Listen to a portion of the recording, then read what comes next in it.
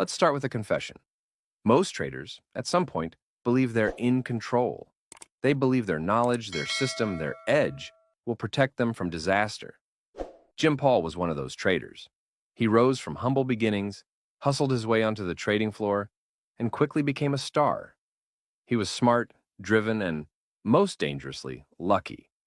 But luck is a double-edged sword. Early success breeds confidence. Confidence breeds risk-taking. And risk-taking without humility breeds disaster. Jim's story is the story of every trader who's ever felt invincible. He made money, lots of it. He started to believe he was special. He personalized his success. And that's where the seeds of destruction were sown. Here's the first big psychological trap. When you win, you think it's because you're smart. When you lose, you think it's because you're stupid. But the market doesn't care about you. It doesn't reward intelligence. It rewards discipline, humility, and objectivity. An external event is just that. External.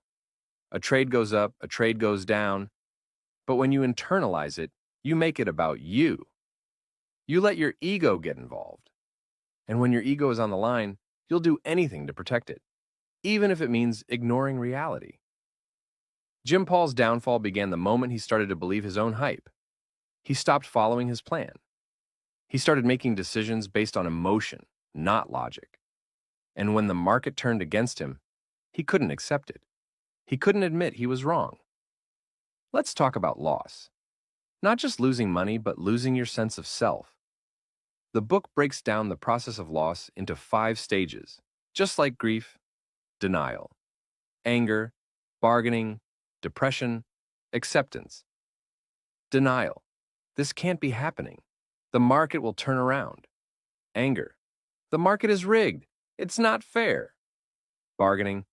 If it just gets back to break even, I'll sell. I promise. Depression. I'm a failure. I'll never recover. Acceptance. I lost. It's over. What can I learn? Most traders never make it to acceptance. They get stuck in denial, anger, or bargaining. They double down on losing trades, hoping for a miracle. They refuse to cut their losses because doing so would mean admitting they were wrong. But here's the twist. Even when you're trading alone, you're never really alone. You're part of a psychological crowd. The crowd isn't just a group of people. It's a state of mind. It's what happens when you stop thinking for yourself and start acting on emotion. The crowd is the epitome of emotionalism. When you're in the crowd, you're not making rational decisions. You're reacting. You're driven by hope, fear, and the hypnotic effect of changing prices. And here's the scary part. You can be a crowd of one. All it takes is for your conscious mind to vanish, replaced by emotion. Let's talk about the 2 emotions that rule the market: hope and fear. Hope is what keeps you in a losing trade, praying it'll turn around. Fear is what makes you bail out of a winner too soon, terrified it'll slip away. The book calls this the hope-fear paradox. Greed? That's just hope on steroids. Panic? That's fear, out of control. Manias and panics aren't just for the masses. They can happen to you, alone, in front of your screen. A solitary mania is when your hope for profit becomes the only reason you stay in a trade. A solitary panic is when your fear of loss makes you act, or freeze, irrationally. Here's where ego comes in. When you start to believe you're special, that you can't lose, you're in trouble. Jim Paul personalized his success. He thought he was bulletproof. He ignored the market, ignored his own rules, and let his ego take the wheel. The market doesn't care about your ego. It doesn't care about your hopes, your dreams, or your need to be right. It just is. So, what's the antidote? A plan, and the discipline to follow it. A plan is your shield against emotionalism. It's what keeps you objective, even when the market is going crazy. Without a plan, your emotions are in control. You're part of the crowd, making emotional decisions. With a plan, you force yourself to act rationally. even when every fiber of your being wants to do the opposite. Discipline means not doing what your emotions would have you do. It means sticking to your plan, even when it hurts. So, how do you break the cycle? First, recognize that losses are inevitable. Don't take them personally. Don't let your ego get involved. Second, know the difference between external and internal losses. An external loss is just a trade that didn't work out. An internal loss is when you let that trade define you. Third, have a plan. Write it down. Follow it no matter what. Fourth, watch out for the crowd. If you find yourself acting on emotions, stop. Step back. Ask yourself, am I thinking or am I reacting? And finally, remember, the market doesn't care about you. It doesn't owe you anything. Your job is to survive, to live to trade another day. So, what did I learn from what I learned? Losing $1 million? The trading isn't just about charts, systems, or hot tips. It's about mastering yourself. If you want to survive in the markets or in life, learn how to lose. Don't let your ego, your emotions, or the crowd make your decisions for you. Have a plan. Have the discipline to follow it. And remember, you are not your trades. You are not your wins or your losses. You are the sum of your decisions, the psychological dynamics of loss, risk, and the crowd. Let's start with a question. Why do losses hurt so much? Why do we take them so personally? It's not just about the money, it's about what the money represents. Our intelligence, our worth, our identity. The book explains that most people equate loss with being wrong, and being wrong feels like a threat to our very sense of self. So instead of accepting a loss, we fight it. We deny it. We bargain with it. We let it grow. This is how small losses become big ones. Not because of the market, but because of our refusal to accept reality. Here's a crucial distinction. There are two kinds of losses, external and internal. An external loss is just a market event. It's a trade that didn't work out.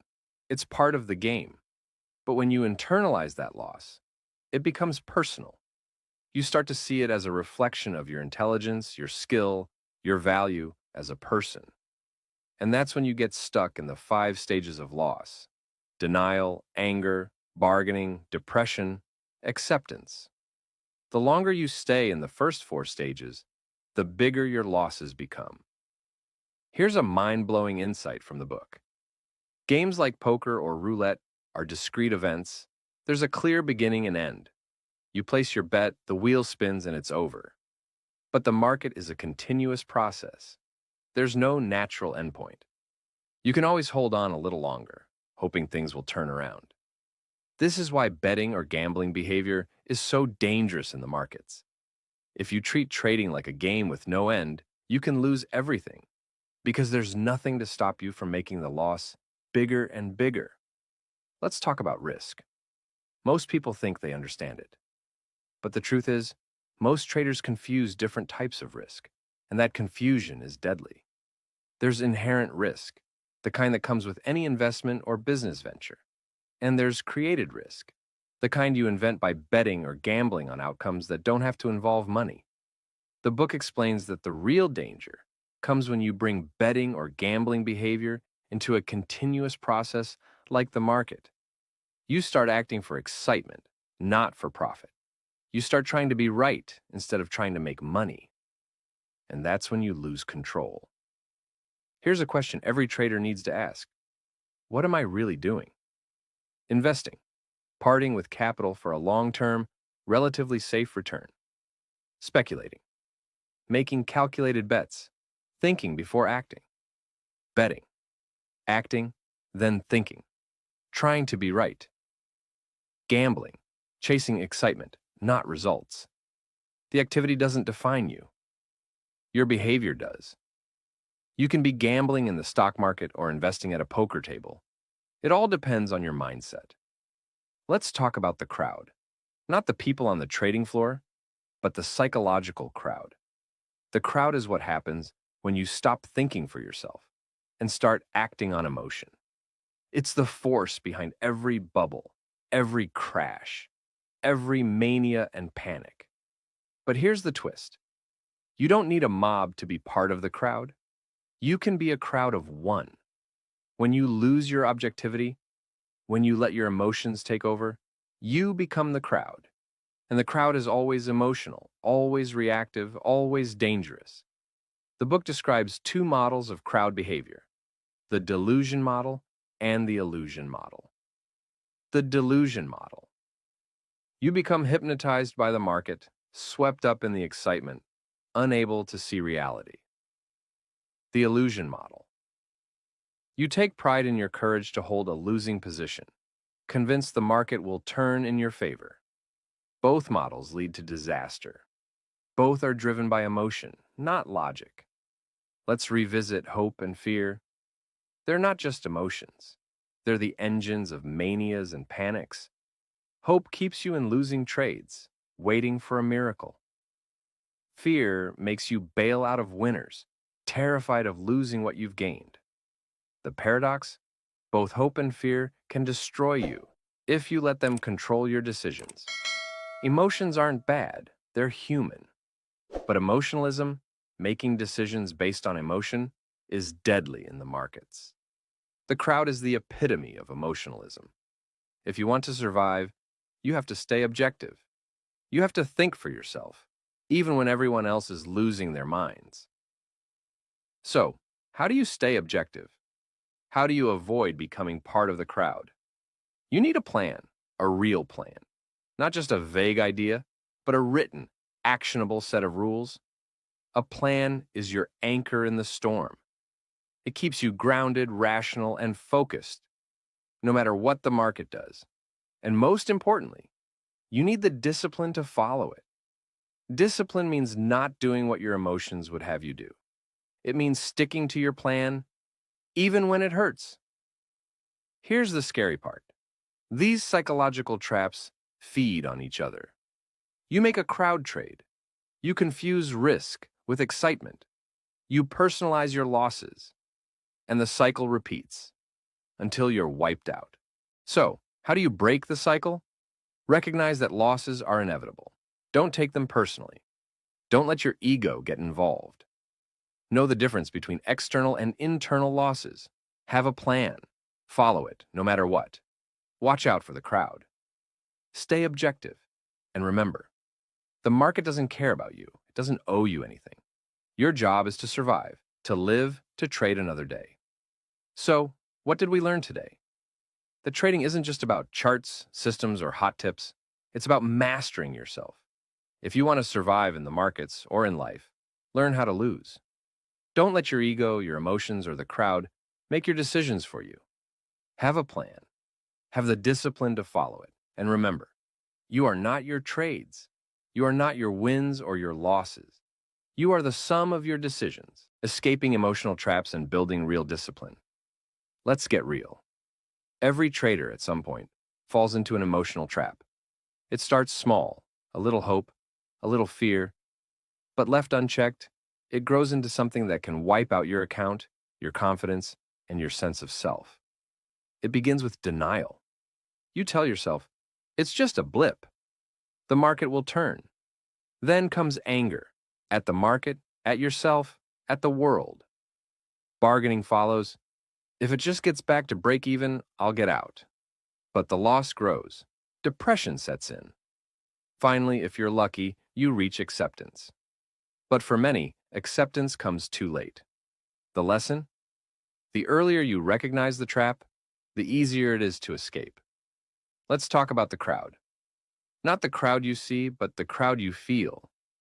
The crowd is seductive. It whispers, everyone's doing it. You don't want to miss out. It feeds on your fear of missing out and your fear of being wrong. But here's the truth. The crowd is always emotional. It's always reactive. And it's almost always wrong at the extremes. If you want to survive, you have to learn to stand apart, even when it feels lonely. There's a reason we're drawn to the crowd. It feels safe. If everyone's doing it, how bad can it be? But the market punishes consensus. When everyone's on one side of the boat, it tips. The greatest opportunities and the greatest dangers come when the crowd is most certain. Let's talk about ego. Ego is the voice that says, I'm different, I'm smarter, I can't lose. Ego is what keeps you in a losing trade long after you should have gotten out. It's what makes you double down, hoping to prove yourself right. But the market doesn't care about your ego. It doesn't care about your need to be right. It just is. So, what separates winners from losers? Discipline. Discipline isn't glamorous. It's not exciting. But it's the only thing that works. Discipline means having a plan and sticking to it. It means cutting your losses, even when it hurts. It means taking profits, even when you want to let them run forever. Let's get practical. What does a real trading plan look like? Entry criteria? When will you get in? Exit criteria? When will you get out? Win or lose? Position sizing. How much will you risk on each trade? Maximum loss. When will you walk away for the day, week, or month? A plan is your anchor. It keeps you grounded when the market is stormy. Having a plan is easy. Following it is hard. Your emotions will fight you every step of the way. They'll tell you to hold on just a little longer, to take just one more trade. Discipline means saying no. No to your emotions. No to the crowd. No to your ego. Objectivity is your superpower. It's what allows you to see the market for what it is, not what you want it to be. Objectivity means making decisions based on facts, not feelings. It means accepting losses as part of the game, not as personal failures. The more objective you are, the less power your emotions have over you. Let's revisit the vicious cycle. When you have no plan, it leads to emotional decisions. Emotional decisions lead to personalizing losses, which leads to more emotional decisions, and eventually to even bigger losses. The only way to break the cycle is with discipline and objectivity. Every time you follow your plan, you weaken the cycle. Every time you let your emotions take over, you strengthen it. So, what did we learn today? That the market is a mirror. It reflects your strengths, your weaknesses, your hopes, and your fears. If you want to survive and thrive, you have to master yourself. You have to build discipline, objectivity, and the courage to stand apart from the crowd. Remember, you are not your trades. You are not your wins or your losses. You are the sum of your decisions. Trading wisdom, market myths, and building resilience. Let's start with a confession. I love a good trading quote as much as anyone. Cut your losses short. Let your winners run. Don't fight the trend. But here's the problem. These maxims are easy to repeat, but hard to live by. The book points out that most trading wisdom is repeated so often, it becomes a cliché. We say it, we tweet it, we put it on our walls. But do we really understand what it means? Do we know how to apply it, especially when our emotions are running high? Take, cut your losses short. Sounds simple, right? But what counts as a loss? How do you know when to get out? At some point, almost every trade will show a loss. So how do you decide when it's time to pull the plug? Let's talk about the myth of the pro. We all imagine that professional traders are calm, rational, and immune to emotion. But the truth is, even the best traders struggle with the same psychological traps as everyone else. The difference isn't that pros never feel fear or doubt. It's that they've learned to manage those feelings. They have systems, routines, and, most importantly, self-awareness. The real pros know that trading is a game of probabilities, not certainties. They know that losses are part of the process, and they know that the only thing they can truly control is themselves. Here's a paradox. For every piece of market advice, there's an equal and opposite piece of advice. Don't fight the trend versus be a contrarian. Let your winners run versus pigs get slaughtered. Cut your losses short versus don't get shaken out by noise. The market is full of contradictions. What works in one situation can be a disaster in another. That's why blindly following advice, no matter how wise it sounds, can be dangerous. The key is context. You have to know yourself, your strategy, and your risk tolerance. You have to be willing to adapt, to learn, and to admit when you're wrong. Let's talk about overconfidence. It's one of the most dangerous emotions in trading. Success can be intoxicating. It makes you feel invincible. But the market has a way of humbling even the most confident traders. The moment you start to believe you can't lose is the moment you're most vulnerable. If overconfidence is the enemy, humility is your ally. Humility doesn't mean thinking less of yourself. It means being honest about your limitations. It means respecting the market, respecting risk, and respecting the fact that you can't control everything. The best traders are humble. They know that survival is more important than glory. Let's talk about resilience. Trading will test you. You will lose. You will make mistakes. You will doubt yourself. Resilience is the ability to bounce back, to learn from your losses, to keep going even when things get tough. How do you build resilience? By focusing on process, not outcome. By measuring your success by how well you follow your plan, not by how much money you make. Self-awareness is the foundation of all trading psychology. It's the ability to recognize your own emotions, biases, and blind spots. It's the willingness to ask yourself hard questions. Why did I take that trade? Was I following my plan or chasing excitement?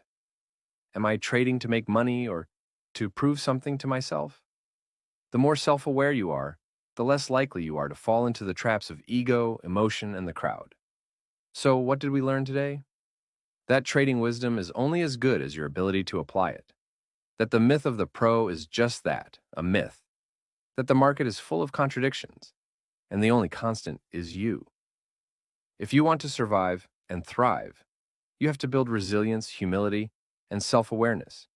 You have to be willing to learn, to adapt, and to admit when you're wrong. Remember, you are not your trades, you're not your wins or your losses. You are the sum of your decisions. Decision-making, objectivity, and sustainable trading. Let's face it, trading is all about uncertainty. No one knows what will happen next, but the best traders aren't the ones who predict the future. They're the ones who make the best decisions with the information they have. The book teaches us that decision-making is a process, not a moment. It's about gathering information, weighing probabilities, and making choices based on logic, not emotion. You can't control the outcome, but you can control your process. Objectivity is your edge. It's what separates the survivors from the casualties. Objectivity means seeing things as they are, not as you wish they were. It means accepting reality, even when it hurts. How do you stay objective? By having clear rules, by tracking your trades, by reviewing your decisions, especially the bad ones. Every trade is a lesson, every win, every loss, every mistake. The best traders keep a journal. They write down what they did, why they did it, and how they felt. They look for patterns, not just in the market, but in themselves. The goal isn't perfection, it's progress. Let's talk about a common trap: over-optimization. It's easy to fall in love with backtests, simulations, and what-ifs. But the market is always changing. No system works forever. The key is adaptability. Be willing to change, to learn, to let go of what isn't working. Sustainable trading isn't about hitting home runs. It's about staying in the game. That means managing risk. It means sizing your positions so that no single loss can wipe you out. It means taking breaks, avoiding burnout, and keeping your life in balance. The goal isn't to win every trade. It's to survive and thrive over the long haul. Let's talk about routine. The best traders have rituals. They prepare for the day, review their plans, and check their emotions. Routine builds discipline. It creates structure in a world of chaos. What's your routine? How do you prepare for the market? How do you reset after a loss? Trading is demanding, mentally, emotionally, physically. You need rest. You need time away from the screens. You need to recharge. Burnout is real. If you want to last, you have to take care of yourself. Trading can be lonely, but you don't have to go it alone.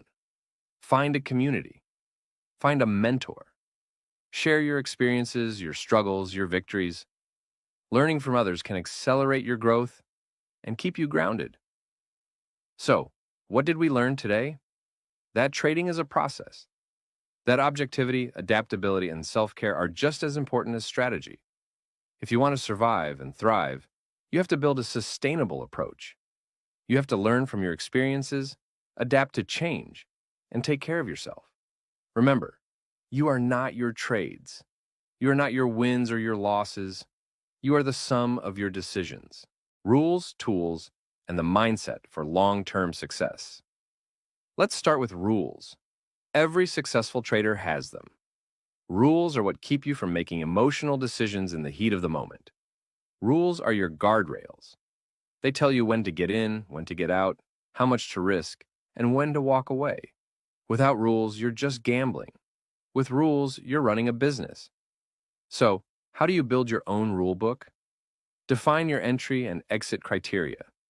Set your maximum risk per trade. Decide how you'll handle losing streaks.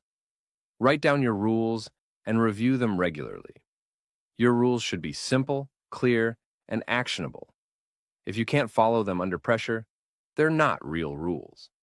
Let's talk about tools. Every trader needs the right tools to succeed. This could be charting software, a trading journal, risk calculators, or even meditation apps to keep your mind clear. But remember, tools are only as good as the person using them. Don't get lost in the search for the perfect tool. Focus on mastering the basics. Mindset is everything. The market will test you. It will tempt you, scare you, and try to break you. The right mindset is a blend of humility, confidence, and resilience. It's knowing that you can't control the market, but you can control yourself. It's about being process-driven, not outcome-driven. It's about learning from every trade, win or lose. Uncertainty is the only certainty in trading. You can't predict the future, but you can prepare for it. That means having a plan for every scenario. It means accepting that losses are part of the game. One of the hardest skills to master is detachment. Detachment doesn't mean you don't care. It means you don't let your emotions dictate your actions. You follow your rules no matter how you feel. You accept losses without letting them define you. Reflection is where growth happens. After every trading session, take time to review your decisions. What did you do well? Where did you slip? What can you improve next time? Reflection turns experience into wisdom. Markets change. Strategies that worked yesterday might not work tomorrow. Adaptability is the key to long-term survival. Be willing to change your approach as the market evolves. Stay curious. Keep learning. Never get complacent. Here's the final irony from Jim Paul's story. After he lost everything, the market turned. If he'd just stuck to his plan, he might have survived. But that's the point. It's not about being right all the time. It's about not being wrong for too long. The best traders aren't the ones who never lose. They're the ones who know how to lose, quickly, cleanly, and without letting it destroy them. So, what did we learn today? That rules, tools, and mindset are the foundation of long-term success. That detachment, reflection, and adaptability are your greatest allies. If you want to survive and thrive, you have to build your own system. You have to be willing to learn, to adapt, and to keep going, no matter what. Remember, you are not your trades. You're not your wins or your losses. You are the sum of your decisions, crowds, contrarianism, and the path to mastery. Let's start with a simple truth. Markets are made of people. And people, when they come together, become something more. A crowd. The crowd is powerful. It can drive prices to insane heights and terrifying lows. It can make rational people act irrationally and turn seasoned traders into panicked amateurs. But what is a crowd, really? It's not just a group of people. It's a psychological state, a surrender of individuality to the collective emotion. The book explains that crowd behavior is guided by unconscious motives. When you're in the crowd, you're not thinking, you're reacting. Gustave Le Bon, the 19th century philosopher, said, "Crowds are somewhat like the sphinx of ancient fable. It is necessary to arrive at a solution to the problem offered by their psychology, or resign ourselves to being devoured by them." In markets, the crowd is driven by hope, fear, greed, and panic. It's the engine behind every bubble and every crash. We've all heard the advice: don't follow the crowd, be a contrarian. But here's the paradox: sometimes the crowd is right. If you're always fighting the trend, you'll get steamrolled. If you're always with the crowd, you'll get caught in the crash. The key is context. You have to know when to go with the flow and when to step aside. Contrarianism can become its own trap. If you define yourself only by being against the crowd, you're still letting the crowd control you. True independence means making decisions based on your own analysis, your own plan, not just reacting to what others are doing. Ask yourself, am I thinking for myself or just trying to be different? Here's a mind bender. You don't need a mob to be part of the crowd. You can be a crowd of one. When you lose your objectivity, when you let your emotions take over, you become the crowd, even if you're trading alone in your basement. The real battle is inside your own mind. The book describes two models of crowd formation. The delusion model. You become hypnotized by the market, swept up in excitement, unable to see reality. The illusion model. You take pride in your courage to hold a losing position, convinced the market will turn in your favor. Both models are dangerous. Both are driven by emotion, not logic. So, how do you cultivate true independence? Develop your own process. Trust your analysis, but be willing to change your mind. Don't define yourself by being with or against the crowd. Define yourself by your discipline. Independence is a practice, not a destination. Mastery isn't about never making mistakes. It's about learning from them, adapting, and staying true to your process. The best traders are humble, adaptable, and relentlessly self-aware. They know that the market is bigger than any one person or any one crowd. Mastery is about balance between confidence and humility, independence and openness, discipline and adaptability. So what did we learn today? That the crowd is a force of nature, but you don't have to be swept away. That true independence comes from within. That mastery is a journey, not a destination. If you want to survive and thrive, you have to think for yourself, learn from the crowd without being ruled by it, and keep growing, no matter what. Remember, you are not your trades, you are not your wins or your losses. You are the sum of your decisions, risk, uncertainty, and your personal philosophy. Let's start with a simple question. What is risk? Risk is the possibility of loss. It's the price you pay for opportunity. In trading, risk is ever present. You can't eliminate it.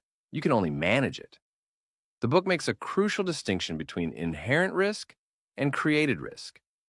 Inherent risk is a natural part of any investment or business venture. Created risk is what you invent when you start betting or gambling on outcomes that don't have to involve money. One of the most dangerous illusions in trading is the illusion of control. We want to believe that if we just work hard enough, study enough, or find the right system, we can control the outcome. But the market is bigger than any one person. There are always unknowns, always surprises. The key is to accept what you can't control and focus on what you can. Uncertainty is uncomfortable. It makes us anxious, impatient, and sometimes reckless. But uncertainty is also where opportunity lives. If everything were certain, there would be no reward. The best traders learn to live with uncertainty. They don't try to predict the future, they prepare for it. Let's talk about probabilistic thinking. Probabilistic thinking means making decisions based on likelihoods, not certainties. It means accepting that you can be right and still lose, or be wrong and still win. Every trade is a bet on probability, not a guarantee. Process is everything. You can't control the outcome of any single trade, but you can control your process, your rules, your discipline, your risk management. Judge yourself by your process, not your results. Every great trader has a personal philosophy, a set of beliefs and principles that guide their decisions. Your philosophy is your compass. It keeps you grounded when the market is wild and humble when you're on a winning streak. What do you believe about risk? About uncertainty? About your own strengths and weaknesses? Acceptance is the final stage of mastery. Acceptance means letting go of the need to be right. It means embracing losses as part of the journey. It means understanding that you are not your results. The sooner you accept uncertainty, the sooner you can start making better decisions. The lessons of trading go far beyond the market. Life is uncertain. We all face risks, losses, and setbacks. The skills you build as a trader, objectivity, discipline, resilience, will serve you in every area of your life. So, what did we learn today? That risk and uncertainty are not enemies. They are the fabric of opportunity. That the illusion of control is dangerous, but acceptance is powerful. That your process and your philosophy matter more than any single result. If you want to survive and thrive, you have to embrace uncertainty, develop your own philosophy, and focus on what you can control. Remember, you are not your trades. You are not your wins or your losses. You are the sum of your decisions, recovery, reinvention, and the gift of failure. Let's be honest. Losing big hurts. It shakes your confidence, your identity, and sometimes your entire worldview. Jim Paul's story is a testament to this. After losing $1 million, he didn't just lose money, he lost his sense of self. He had to confront the reality that he wasn't invincible, that his success wasn't guaranteed. But in that pain, there's an opportunity, a chance to rebuild, stronger and wiser than before. Recovery is a process, not a moment. It starts with acceptance, acknowledging the loss without denial or blame. Then comes reflection. What went wrong? What can you learn? What patterns do you see in your decisions and emotions? Next is forgiveness of yourself. Everyone makes mistakes. The key is not to let those mistakes define you. Confidence doesn't come back overnight. It's rebuilt, trade by trade, decision by decision. Start small. Set achievable goals. Focus on following your process, not on making back what you lost. Celebrate small wins. Each one is a brick in the foundation of your new confidence. Failure is a harsh teacher, but it's also the best one. Failure strips away illusions. It forces you to confront your weaknesses, your blind spots, your ego. But it also gives you clarity. It shows you what really matters: discipline, humility, resilience. After a big loss, you have a choice. You can quit, or you can reinvent yourself. Reinvention means letting go of old habits, old beliefs, and old stories. It means building a new identity, one based on process, not outcome. Ask yourself, what kind of trader do I want to be? What values will guide my decisions from now on? Vulnerability is strength. Admitting your mistakes, sharing your story, and asking for help are signs of courage, not weakness. Find a community. Talk to mentors. Share your journey. You'll be surprised how many others have walked the same path. The pain of loss can become your greatest asset if you let it. Use your experience to help others. Teach what you've learned. Become the mentor you wish you'd had. In giving back, you'll find new meaning and new motivation. So, what did we learn today? That recovery is possible. That failure is not the end, but a new beginning. That the lessons you learn in your darkest moments can become the foundation of your greatest successes. If you want to survive and thrive, embrace your failures, learn from them, and use them to build a better future. Remember, you are not your trades. You are not your wins or your losses. You are the sum of your decisions. Integration, wisdom, and lifelong growth. Knowledge is information. Wisdom is knowing how and when to use it.